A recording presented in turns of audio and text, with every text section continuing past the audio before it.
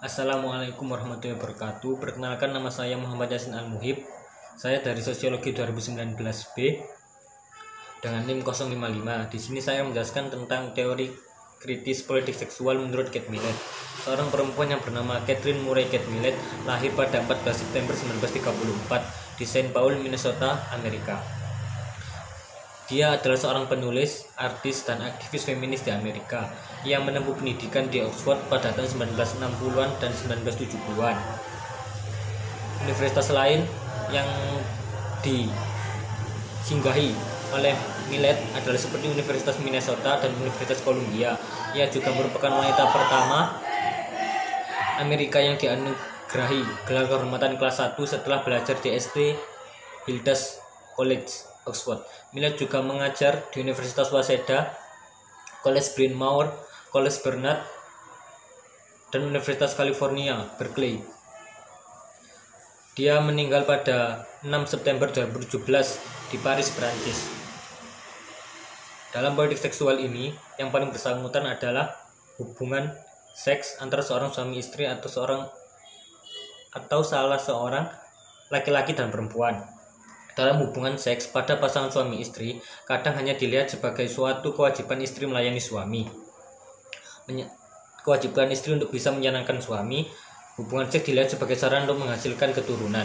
Seks kadang juga dilihat sebagai penguasaan laki-laki terhadap perempuan, di mana ideologi patriarki terlibat di dalamnya, bahkan sangat kental.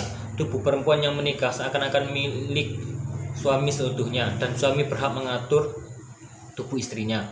Menurut Kate Millett, dalam bukunya Sosial Politik atau Politik Seksual, mengatakan patriarki sebagai sebuah ideologi diterapkan melalui konsen atau kepatuhan.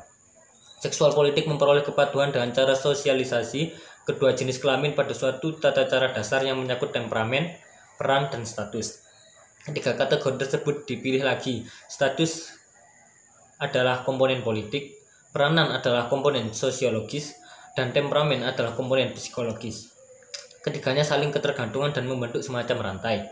Millett melihat bahwa laki-laki memiliki kontrol terhadap ruang publik dan privat perempuan yang memiliki konstitusi patriarki.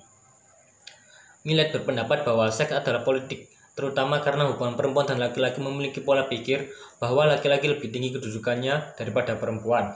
Laki-laki memiliki kekuasaan, kontrol ekonomi terhadap perempuan, dan semua itu dilegitimasi oleh budaya, masyarakat, sosial, negara, dan agama. Lihat saja bagaimana perkosaan di dalam perkawinan tidak pernah dianggap ada. Tidak ada istri yang berani melaporkan suaminya bila dia mengalami kekerasan seksual. Istri juga tidak berani menuntut kenikmatan seksual atau menolak melakukan hubungan seks dengan suami, karena itu dianggap melanggar dan tidak patuh terhadap suami. Dan jika melanggar, itu dianggap tidak menghargai seorang suami. Gagasan tentang seksualitas itu sendiri sebagai suatu konstruksi sosial dan bukan entitas lahiriah secara biologis yang tidak bisa berubah. Seksualitas dilihat sebagai sesuatu yang rumit dan beraneka ragam, di mana emosi, hasrat, dan hubungan kita dibentuk oleh masyarakat lingkungan. Memahami kekuatan sosial ini merupakan langkah pertama untuk mengubahnya, dengan memastikan bahwa perempuan memiliki peluang merenungkan kedudukan dan pengertian seksualitas dalam kehidupan dan relasinya, serta kesempatan perempuan untuk memiliki autonomi dan kawasan intim dari hidupnya. Dan dukungan dari laki-laki sebagai suami sangat diperlukan untuk mendobrak kebiasaan pemahaman tentang seksualitas perempuan dan konstruksi sosial. Millett berpendapat bahwa seks memiliki aspek politik yang sering diabaikan, dan melanjutkan dengan membahas peran yang dimainkan patriarki dalam hubungan seksual, terutama melihat karya D.H. Lawrence, Henry Miller, dan Norman Mailer. Millett berpendapat bahwa para penulis ini memandang dan mendiskusikan seks dengan cara yang patriarkial dan seksis. Sebaliknya, dia memuji politik gender yang lebih bernuansa dari penulis homoseksual Jane Jennett. Penulis lain yang dibahas panjang lebar termasuk Sigmund Freud, George Meredith, John Ruskin, dan John Stuart Mill. Politik seksual sebagian besar dipengaruhi oleh buku Simone de Beauvoir yang terbit pada tahun 1949, The Second Sex. Meskipun teks de Beauvoir dikenal lebih berfokus pada intelektual dan kurang menyegarkan secara emosional daripada teks Millett, psikoanalisis Juliet Mitchell berpendapat bahwa Millett seperti banyak feminis lainnya, salah membaca Freud dan salah memahami implikasi teori psikoanalitik untuk feminisme. Christina Hoff Sommers menulis bahwa dengan mengajarkan perempuan bahwa politik pada dasarnya seksual dan bahwa bahkan disebut demokrasi adalah hegemoni dari seorang laki-laki, politik seksual membantu menggerakkan feminisme ke arah yang berbeda. Menuju ideologi yang sama menyebut feminisme gender. Penulis Richard Webster menulis bahwa analisis karakter reaksioner psikoanalisis Millet diilhami oleh filsuf Sam de Beauvoir's The Second Sex yang terbit pada tahun 1949 tersebut. Kritikus Camille Paglia menyebut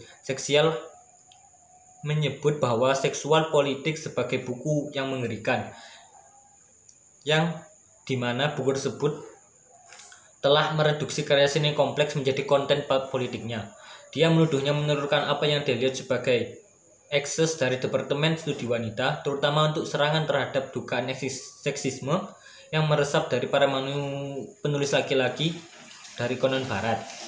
Sejarawan Arthur Marwitz menggambarkan politik seksual sebagai bersama Sulamit Freston The Dialectic of Sex 1970, salah satu dari dua teks kunci feminisme radikal.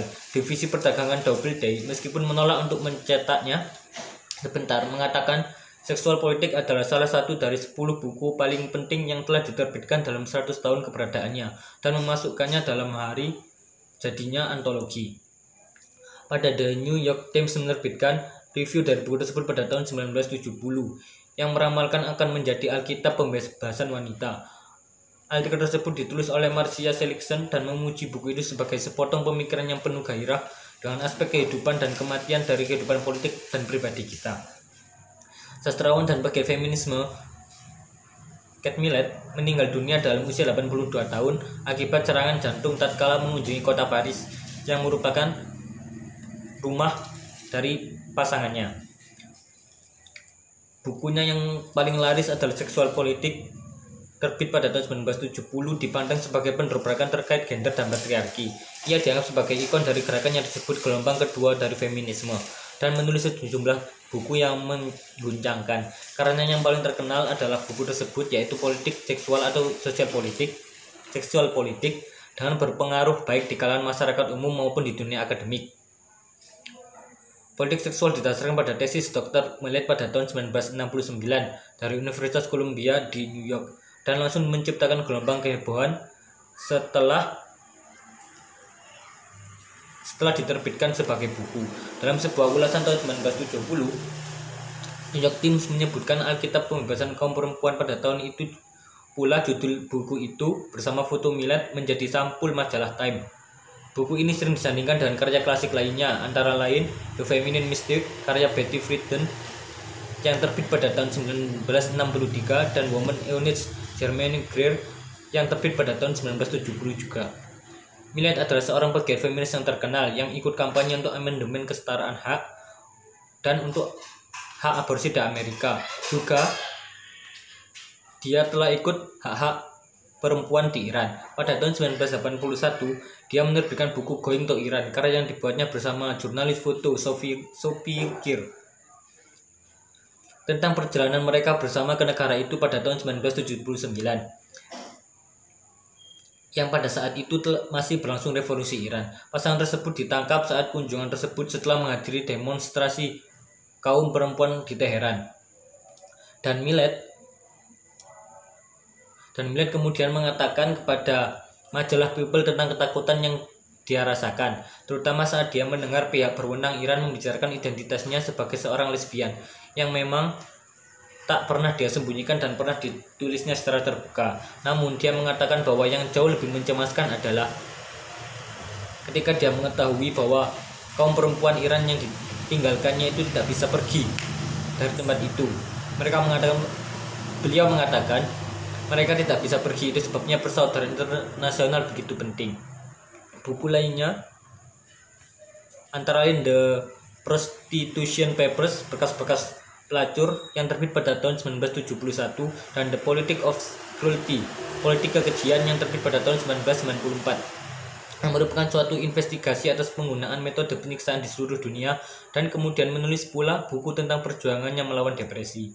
Pernikahan pertamanya adalah dengan pematung Jepang Fumio Yoshimura, dan dia mendedikasikan buku politik seksual kepadanya.